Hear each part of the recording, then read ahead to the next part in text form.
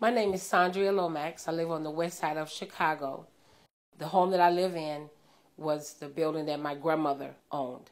And after she passed away, I acquired the property, a building that is very dear to me and a real sentimental value. I have a tenant that's on the first floor of my two-flat building that stopped paying rent in September. I interacted with that person and said, "What's up with the rent?" And he kind of blew me off and said, "I'll get back to you." So after the entire month of September had went by, I decided that he was not going to pay, and so I put in effect the 5-day notice. After the 5-day notice, the tenant still did not respond. And as a result of not responding to the 5-day, that led me to seek some legal action. The building that we are sitting in has been in my family for 80 years.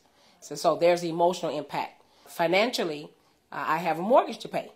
And so since paying my mortgage is contingent on a tenant paying me, it does create a problem. So I go to the internet and I put in tenant eviction. The website that really captured my attention was IllinoisLegalAid.org. When I logged in, there was this beautiful black woman that was on the website and said, "How can I help you?" This video thing, and I kind of watched the video. I'm like, okay, cool. And everything was right there. And so I was like, this is a site that would be really beneficial for me. You have a video on there that shows you what to expect when you go to eviction court. This is what really got me.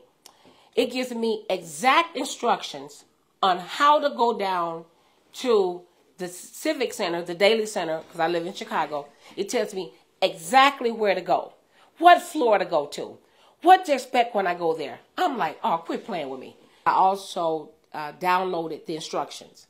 That was superb. I've been in eviction court before, but it was like several years ago. And as you know, you can imagine in these kind of situations, you really have to be up to date 100% with the law because those things kind of change.